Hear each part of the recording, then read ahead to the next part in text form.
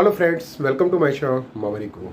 Friends, आज का video बहुत ज़्यादा इम्पॉर्टेंट है क्योंकि आज की वीडियो में हम बात करेंगे कौन सा ऐसा इम्पॉर्टेंट पॉइंट है जो आपको एग्ज़ाम में ज़रूर से ज़रूर फॉलो करना पड़ेगा, वरना आपका ईयर लॉस हो सकता है।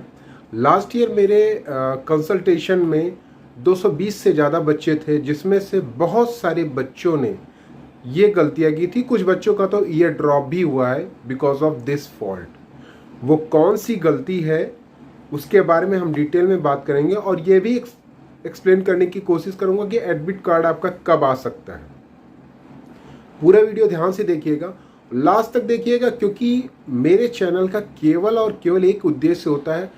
यूट्यूब में कोई भी अगर आपको खराब इंफॉर्मेशन देता है या जो इंफॉर्मेशन आपकी कैरियर्स को बर्बाद कर सकती है, ऐसी इंफॉर्मेशन से आपको बचाना। क्योंकि ये मेरे चैनल में सब्सक्राइबर कम होंगे, व्यूज़ कम होंगे, लेकिन मेरे चैनल को जो बच्चा देखता है, फॉलो करता है, 101% गारंटीड उसका कुछ न कुछ अच्छा हो जाता है।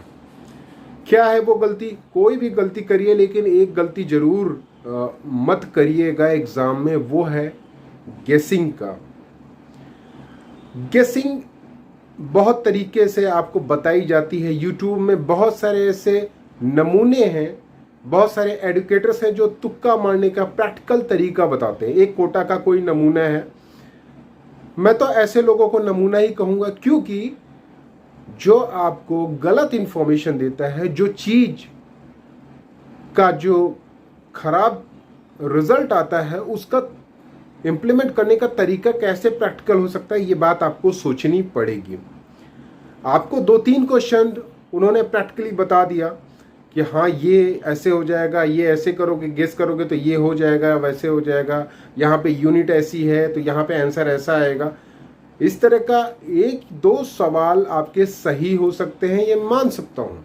या फिर कभी कभी आपको ये बताया जाता है कि 2 ऑप्शंस को हटा दो या 3 ऑप्शंस को हटा दो, जो ऑप्शन आपको नहीं लगता है वो हटा दो। इस तरह के बहुत सारे इंफॉर्मेशन आपको दिए जा सकते हैं, लेकिन हो सकता है आपका 1-2 सवाल सही हो जाए, लेकिन ये जेन्युइन तरीका नहीं है। लास्ट ईयर 8 से 10 बच्चों की यही प्रॉब्लम थी, क्योंकि अगर किसी वीडियोस का, क्योंकि बच्चे क्या सोच रहती है कि किसी तरह से अच्छे मार्क्स लेके आएँ, चाहे उसके लिए तुक्का ही मारना क्यों ना पड़े, तो वो सोचते हैं कि शॉर्ट टाइम में या कोई ऐसा तरीका हो जिससे कि नंबर आ जाए। तो नंबर पाने की चाह में वो तरह तरह के शॉर्ट वीडियोस देखते हैं कि चलो 1 दिन 2 दिन का कोई रिवीजन वाला वीडियो ढूंढ लेते हैं, या फिर कोई गेसिंग का कोई मेथड ढूंढ लेते हैं जिससे गेसिंग हमारी 100% करेक्ट हो जाए। मैं पहले बता दे रहा हूँ, गेसिंग मत करिएगा। लास्ट ईयर 4-5 बच्चों का गेसिंग की वजह से ही सिलेक्शन नहीं हुआ है, ये ड्रॉप हो गया। कोई कितना भी अच्छा आपको जेन्युइन तरीका बताए, पीछे टीवी लगा के, आपको बड़ी वाली टीवी लगा के बताए कि ये देखो ऐसे हो गया, ये देखो मैंने ये बोला था ये सही हो गया, ये वाला ऐसे आंसर हो गया, मैंने गेस मारा ऐसा हो गया, ये हटा दो ऑप्शन, सब कुछ भी नहीं होता है। पहले मैं बता दे रहा हूँ, 1 सवाल 2 सवाल सही कर सकते हो, लेकिन ज़रूरी नहीं कि वो सही हो जाए। मान लो आपके 600 मार्क्स पढ़े पढ़ाए आ रहे हैं और आपने उस नमूने के वीडियो को देखा है, मीन्स अगर उस जो भी ऐसा वीडियो बनाता है उसके 5 लाख 7 लाख 8 लाख लोग अगर व्यूज़ बनाते हैं, उसके वीडियोस देखते हैं, तो कहीं ना कहीं उनमें से 50 से 60 हज़ार या 1 लाख बच्चे गेसिंग करने की सोचेंगे ही सोचेंगे। और यही मेन कारण होता है आपके सिलेक्शन ना होने का, क्योंकि ये नेगेटिव मार्किंग का यहाँ पे पेपर होता है। यहाँ पे ऐसा नहीं है कि नेगेटिव मार्किंग नहीं होती है, किए कराए पे पानी फिर जाता है। एक एक नंबर की कीमत आप तब पहचानेंगे, तब जानेंगे, जब आपकी स्टेट का कट ऑफ 595 जाएगा और आपके मार्क्स हो जाएंगे 594, और तब आपको लगेगा कि हाँ मैंने कोई गेसिंग की थी जो गलत हो गया, इसकी वजह से मेरे 594 हो गए, वरना 595 पे मेरा सिलेक्शन हो सकता था। तो ये जान लीजिए। आज मैं अपने हर वीडियोस में यही बताता हूँ कि मत करिएगा गेसिंग, किसी भी हालत में मत करिएगा। अगर आप किसी क्वेश्चन के बारे में नहीं जानते, बिल्कुल नहीं जानते, बिल्कुल अटैम्प्ट मत करिएगा। किसी क्वेश्चन में अगर 60% 70% आपको लगता है कि हाँ आप कर सकते हैं, तो ही उसको अटेम्प्ट करिएगा, वरना केवल हाफ माइंड लेके सवाल को बिल्कुल मत अटेम्प्ट करिएगा कि चलो हो सकता है सही हो जाए, चलो अटेम्प्ट करना शुरू कर देते हैं या फिर गेसिंग करना शुरू कर देते हैं। ऐसा मत करिएगा, बहुत ज़्यादा लॉस होता है। आपने देखा होगा कि लाखों बच्चे, अब इसमें मैं अंदाज़ा आपको बता दूं कि 16-17 लाख बच्चों में से 8 लाख बच्चे ऐसे होते हैं जो नीट को क्वालिफाई भी नहीं कर पाते, और उसमें से मैक्सिमम लोगों की प्रॉब्लम होती है गेसिंग।